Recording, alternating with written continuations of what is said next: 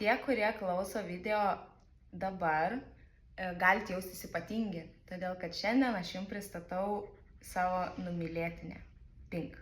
Kaip didelė Dr. House'o fanė, dažniausiai įsimyliu tuos, kurie šlubuoja. Čia jau mūsų toks inside joke. Šiaip mano širdį dažniausiai patraukia tie, kurie turi skaudžiausią istoriją.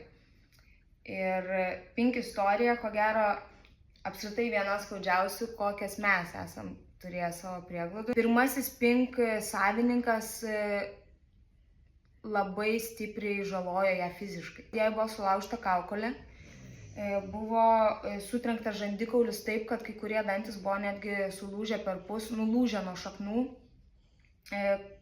galinė letena sutraumuota, kurios pasekoje ir priekinė letina išsitraumavo dėl netolygaus vaikščiojimo. Kaukolė jau nieko nebepadarysi, bet jinai netrukdo jai gyventi.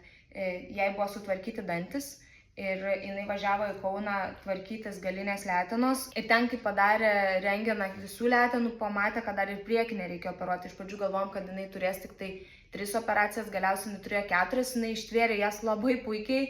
Ir kadangi man atrodo, kad tai yra vienas iš tų šunų optimistų, tai jinai jau antrą dieną po operacijos, kad ten antrą, jau pirmą dieną jautėsi labai gerai, ten reikėdavo ją stabdyti, kad jinai neremtų tų kojų, kad jinai nelakstytų. Tai jinai labai greitai dėl visų dalykų gyjo. Jinai šlubuoja ir turbūt šlubuos visą gyvenimą. Mes ketinam eiti kartu su ja į vandens procedūras. Jeigu šeimininkai norės, tai aš pirmą sesiją tikrai sutiksiu padengti, kad tik tai jie pabandytų tą dalyką, nes gali būti, kad atsiauginus raumenį, jinai galbūt mažiau šlubuotų ir mažiau būtų to netolygaus vaikščiojimo. Tai žodžiu, dabar jau jinai yra visiškai suremontuota, techniškai tvarkinga. O dabar apie svarbiausia. Aš šitą šunį pamilau per pirmą mūsų pasivaikščiojimą. Tai su manim nenutinka. Aš iš tikrųjų labai retai įsimyliu naujoką. Man reikia laiko, reikia kažkokios bendros patirties su to šuniu, kad jis taptų mano numylėtinis. Bet su Pink šito nebuvo. Aš ją tik tai išsivedžiau, aš supratau, kad, nežinau, jinai man primena šiek tiek mano kalytę, jinai primena Nikutę, kuri dabar gyvena Suomijoje, kažkoks toks bendras mylimų šunų kratinys ir viskas buvo joje. Ir man patinka tas jos optimizmas. Aš ją pavadinau Pink ne todėl, kad mėgčiau rožinę spalvą, tiesą sakant, labiausiai nemėgstu šitos spalvos. Aš ją pavadinau dainininkės Pink garbiai, todėl kad labai gerbiu šitą atlikėją ir galvojau, visada laukiu, kada ateis kažkoks šuo, kuris bus vertas šito vardo. Tai yra šuo, su kuriuo man žiauriai lengva. Jeigu aš važiuoju pasivaikščioti pakeliui nuo prieglaudos, tai aš visada ją pasiemu, todėl kad man ar vedžioti tik tai mano šunis, ar pasiimti dar ir ją visiškai nieko, jokių problemų nesudaro. Todėl kad vienas dalykas, jinai visada yra šalia manęs, kitas dalykas, jinai labai mane girdi, trečias labai svarbus dalykas, jinai praktiškai nieko nereaguoja. Nei jinai turi reaktyvumų, nei jinai su kokiu žmogum praeidama gali ant jo supykti. Ją gali glostyti visi, jinai draugauja su visais. Ant jos dažnai išsilieja šunys tokie nervingesni, kaip, pavyzdžiui, mano Hugo ar koks Dagas. Jinai taip ramiai tai sureaguoja, toks jausmas, kad jinai tiesiog nemato reikalo šitam gyvenime stresuoti dėl kažko. Man šita jo savybė yra kaip kažkokia mokytojo savybė. Kai esi patyręs šitiek daug savo gyvenime, šitiek daug skausmo, patyręs iš to žmogaus, kuris šiaip realiai turėtų užtikrinti šuniui saugumą, čia taip kaip tėvai vaikams, taip šeimininkai šunims, mes turim ginti savo šunis, mes turim neleisti, kad kažkas jiems atsitiktų ir ten nesvarbu, ar prieš kitą žmogų, ar prieš gyvūną ir taip toliau. O čia patiri smurtą nuo artimiausio žmogaus. Tu augi ir neturi saugumo.